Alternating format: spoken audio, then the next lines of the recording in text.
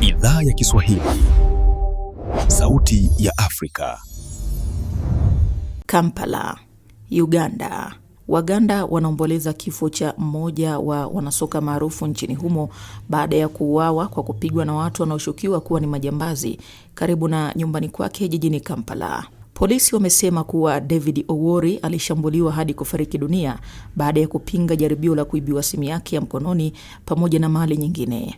Tukio hilo limezua huzuni kubwa na hasira miongoni mwa wananchi kuhusu ongezeko la uhalifu wa kutumia nguvu nchini Uganda.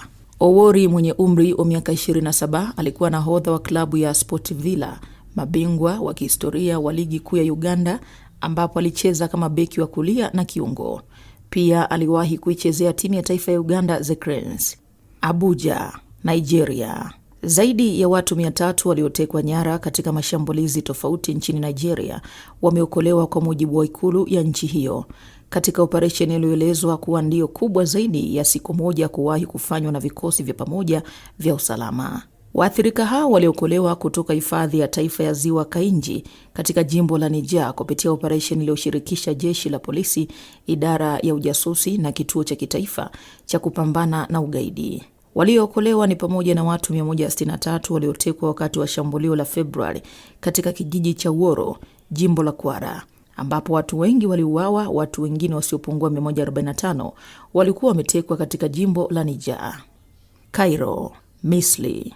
Watu kadhaa wamekamatwa nchini Misri kwa tuhuma za kuunda mtandao wa uhalifu uliowadanganya wananchi kwa kujifanya majaji. Wizara ya mambo ya ndani ya Misri imesema mtandao huo uliandaa matukio ya uongo ya mahakamani na kujitambulisha kama majaji kupitia mitandao ya kijamii ili kuwahadaa wananchi. Washukiwa wakuu ni mwanaume asiye na ajira na mwanafunzi wanaoishi Cairo na Giza. Baada ya kuhojiwa, walikiri kuanzisha genge lililokuwa likichukua fedha kutoka kwa wananchi kwa madai ya kuwapatia nyumba kutoka taasisi za kiserikali.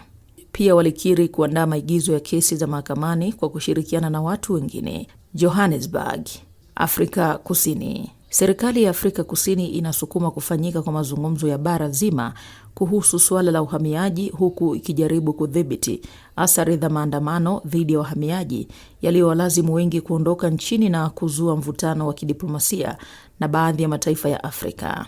Nchi hiyo imekumbwa na maandamano yanayotaka wahamiaji wanaoishi nchini kinyume cha sheria wafukuzwe, huku pia kukiripotiwa mashambulizi ya vurugu dhidi ya wahamiaji.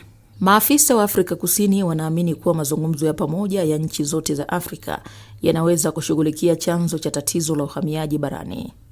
Kinshasa, DRC. Mkurugenzi mkuu wa shirika la afya duniani WHO, Tedros Adhanom Ghebreyesus, amesema mlipuko wa Ebola unaokua kwa kasi zaidi duniani unaenea kwa kasi kuliko juhudi za kuudhibiti. Akizungumza baada ya kukutana na viongozi wa serikali mjini Kinshasa, Tedros alisema kuwa katika baadhi ya maeneo yaliyoathirika idadi ya maambukizi mapya inaongezeka mara 2 ndani ya kipindi kifupi. Hii ni ziara yake ya pili nchini DRC tangu mlipuko huo utangazwe rasmi katikati ya mwezi Mei.